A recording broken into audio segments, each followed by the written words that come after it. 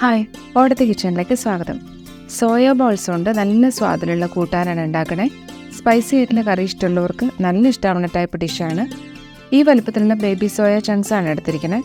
വലിയ soya chunks ആണെങ്കിൽ വേവിച്ച ശേഷം പീസസ് ആക്കേണ്ടി വരും. ഇത് തിളച്ച വെള്ളത്തിലിട്ടിട്ട് 5 മിനിറ്റൊക്കെ വെച്ചിട്ട് 4-5 തവണ വെള്ളം മാറ്റി മാറ്റി പിഴിഞ്ഞെടുക്കാം. അല്ലെങ്കിൽ വെള്ളത്തിൽ സോയ ഇട്ടിട്ട് തിളപ്പിച്ചെടുത്താലും മതി. 2 സബോള നുറുക്കിയത് അരയ്ക്കാൻ വേണ്ടിയാണ്, ഒരേ കനത്തിലാവണമെന്നേ ഉള്ളൂ. 8 വെളുത്തുള്ളി, 3 ഇഞ്ച് വലുപ്പത്തിൽ ഇഞ്ചി വേഗം വഴന്നു വരാൻ വേണ്ടിയിട്ടൊന്ന് കട്ട് ചെയ്ത് വെച്ചിട്ടുണ്ട്. 4 പച്ചമുളക് നടുവേ മുറിച്ചത്. ഇത്രയാണ് വഴറ്റേണ്ടത്. ഗ്രേവിക്ക് തിക്നെസ്സിന് വേണ്ടി ഒരു 10-12 കാഷ്യൂ നട്ട്സും വേണം. പാനിലേക്ക് 1 ടേബിൾ സ്പൂൺ വെളിച്ചെണ്ണ ഒഴിക്കാം. ഇഞ്ചി ഒന്ന് വഴറ്റിയെടുക്കാം. ജിഞ്ചർ ഗാർലിക് പേസ്റ്റാണ് ഉപയോഗിക്കണതെന്ന് വെച്ച് സബോള വഴറ്റിയതിന് ശേഷം മാത്രം പേസ്റ്റ് ചേർത്താൽ മതി. ഇഞ്ചി ഇപ്പോൾ നല്ലോണം ചൂടായിട്ടുണ്ട്. ഇനി വെളുത്തുള്ളി ഇടാം. ഇനി ഒരു 4 പച്ചമുളക്. സാധാരണ പോലെ എരിവുള്ളതാണ്, ഒരുപാട് എരിവില്ല. സബോള നുറുക്കിയതും ചേർക്കാം. ഇനി വഴറ്റണം ഇതെല്ലാം കൂടി. ഒരു 20 മണി കുരുമുളക് ചേർക്കാം. ഈ കാഷ്യൂ നട്ട് ഇട്ട് ചൂടാക്കാം. എല്ലാം കൂടി മൂത്ത് വന്നിട്ടുണ്ട്. സബോള നിറം മാറി വരണം. ഒരു ഹീപ്പ് ടീസ്പൂൺ ഗരം മസാലപ്പൊടി ചേർക്കാം. ഇനി സ്റ്റവ് ഓഫ് ചെയ്തിട്ട് തണുക്കാൻ വയ്ക്കാം. ചൂടാറി ഇനി ഇത് അരച്ചെടുക്കണം. എല്ലാം പേസ്റ്റ് പോലെ അരയണം. ഇപ്പം നല്ലോണം അരഞ്ഞു വന്നിട്ടുണ്ട്. 2 ടേബിൾ സ്പൂൺ വെള്ളം കൂടി ഒഴിച്ചിട്ട് ഒന്നുകൂടെ അരച്ചെടുക്കാം. മിക്സിയിൽ ഇത്തിരി വെള്ളം ഒഴിച്ചെടുക്കാം. നമ്മൾ വഴറ്റാനെടുത്ത പാൻ തന്നെയാണ് ഉപയോഗിക്കുന്നത്. ഇതിലേക്ക് 1 ടേബിൾ സ്പൂൺ വെളിച്ചെണ്ണ ഒഴിക്കാം. 2 തണ്ട് കറിവേപ്പില. ഒന്ന് ചൂടായി കഴിഞ്ഞാൽ വേവിച്ച സോയ ചേർക്കാം. ചൂടായി വരണം ഒന്ന് എണ്ണയിൽ.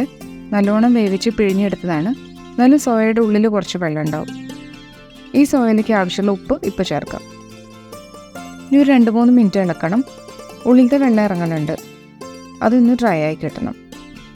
ഇപ്പോൾ ഈ വെള്ളം വറ്റിയില്ലെങ്കിൽ ഇനി അരപ്പും തേങ്ങാപ്പാലും ഒക്കെ ചേർക്കുമ്പോൾ ഗ്രേവി വല്ലാണ്ട് ലൂസാവും. ഇനി നമുക്ക് അരപ്പൊഴിക്കാം. ഒന്ന് യോജിപ്പിക്കാം. അരപ്പ് സോയയിൽ അബ്സോർബ് ആവണം. ഒന്ന് തിളക്കട്ടെ.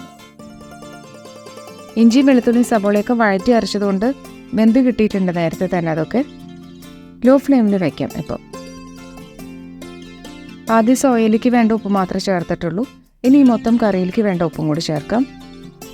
പൊതുവേ സ്വീറ്റ് നേച്ചർ ആയിട്ടുള്ള ഇൻഗ്രീഡിയൻസ് ആണ് ഈ കൂട്ടാനിൽ കൂടുതലും. സോയ, സബോള, നാളികേരപ്പാൽ, കാഷ്യൂ നട്ട് അങ്ങനെ. അപ്പോൾ കൂടുതൽ എരിവ് ഇഷ്ടമുള്ളവരാണെങ്കിൽ പച്ചമുളക് 2-3 എണ്ണം കൂടി ചേർക്കാം അരക്കണയിലേക്ക്. പിന്നെ നമ്മൾ കുരുമുളക് ഇട്ടിട്ടുണ്ടല്ലോ. ഇനി തേങ്ങാപ്പാൽ ഒഴിക്കാം. ഒരു തിള വന്നാൽ മതി. കുറേശ്ശെയായിട്ട് തേങ്ങാപ്പാൽ മുഴുവനും ചേർക്കാം. 1/4 കിലോ സോയ എടുത്തിരുന്നു. ഒരു ചെറിയ നാളികേരത്തിൻ്റെ പാലാണ് ഒഴിച്ചത്. മിക്സിയിൽ അടിച്ചരച്ചെടുത്ത പാലാണ്. ഇപ്പോൾ തിളച്ച് വരുന്നുണ്ട്. ഇനി സ്റ്റവ് ഓഫ് ചെയ്യാം. ഇനി വറുത്തിടുക വേണ്ടു. 1 ടേബിൾ സ്പൂൺ വെളിച്ചെണ്ണ, 1 തണ്ട് കറിവേപ്പില, 4 ഉണക്കമുളക്. ഇത് കൂട്ടാൻ്റെ മുകളിലേക്ക് ഒഴിക്കാം. നാളികേരപ്പാൽ ചേർത്ത സോയ കറി റെഡി ആയിട്ടുണ്ട്.